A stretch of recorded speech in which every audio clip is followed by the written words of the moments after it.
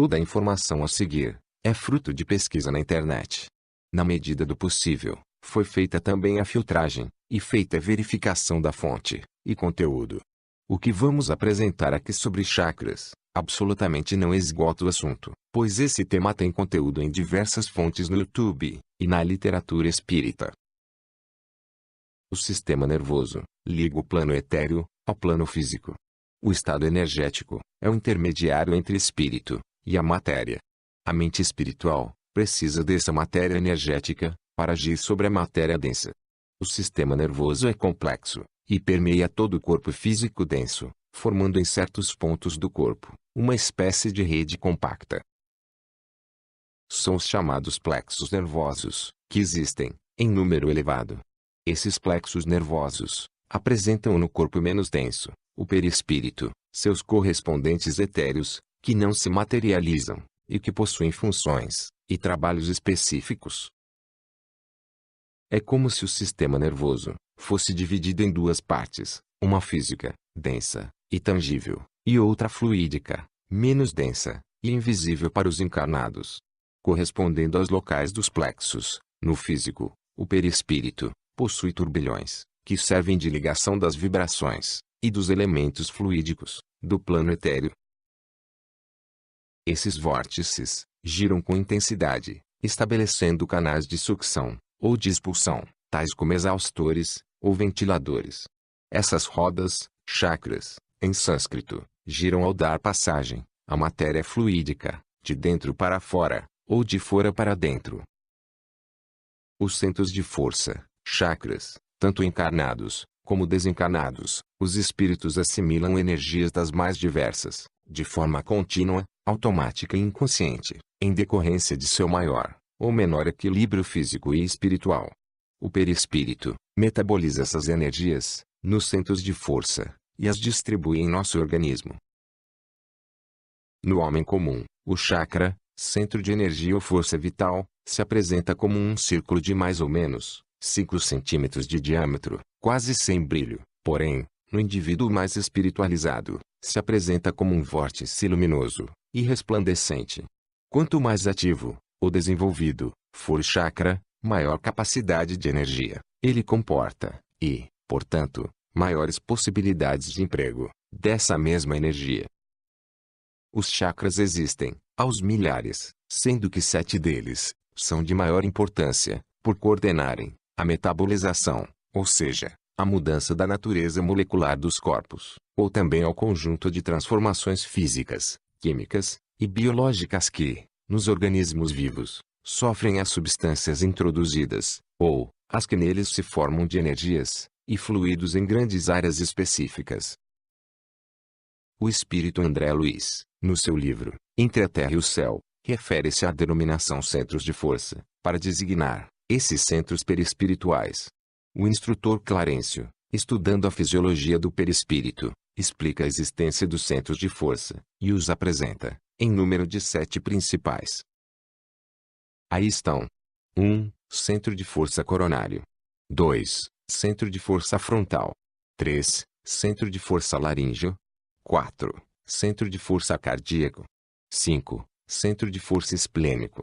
6. Centro de força gástrico. 7. Centro de força básico.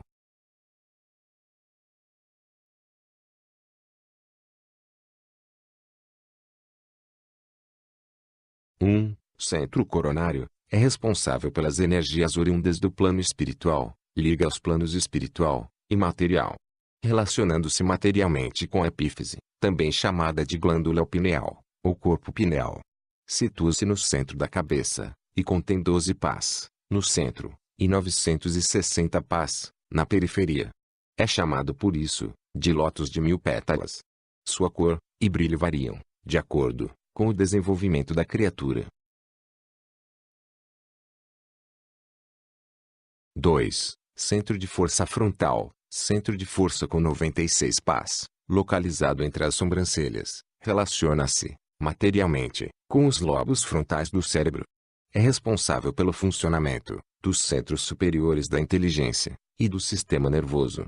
Governa o intelecto, o cérebro, com todos os seus neurônios.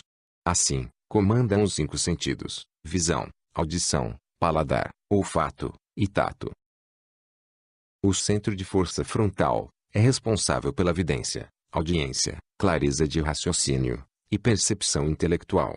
Gira para fora e, por isso, segundo a vontade do indivíduo, poderá girar rapidamente, emitindo irradiação que pode ser dirigida às pessoas com diversos objetivos: calma, conforto, equilíbrio, coragem, etc. 3. Centro de força laríngeo é responsável pelas energias na área da fala. Atua no funcionamento das glândulas do timo, da tireoide. Relaciona-se materialmente com o plexo cervical. Segundo a professora de biologia Lana Magalhães, o timo é uma glândula que participa da regulação da defesa imunológica do organismo. É considerado um órgão linfóide primário. O termo timo deriva do grego timus e significa energia vital. Antigamente, acreditava-se que a alma da pessoa era guardada dentro do timo. O timo foi o último dos órgãos importantes para o corpo a ter suas funções desvendadas. 4. Centro de força cardíaco, responsável pelas energias das emoções superiores e sentimentos. Atua na área do coração e da circulação. Relaciona-se materialmente com o plexo cardíaco. É o chakra que vibra fortemente quando sentimos simpatia, amor, piedade e compaixão por nossos irmãos. Bem desenvolvido, leva o amor universal a todas as criaturas. 5. Centro de força esplênico é o responsável pela eliminação das energias descartáveis do nosso perispírito. Atua em todas as áreas das defesas orgânicas, através do sangue. Relaciona-se materialmente com o plexo mesentérico, intestino inferior, e o baço. É um dos responsáveis pela vitalização do nosso organismo.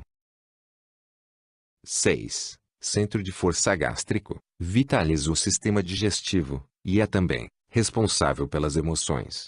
Está relacionado materialmente com o plexo solar. 7. Centro de força genésico, ou básico, é o responsável pelas energias oriundas da reprodução, da sexualidade e da criatividade. Relaciona-se materialmente com o plexo sacro e o hipogástrico.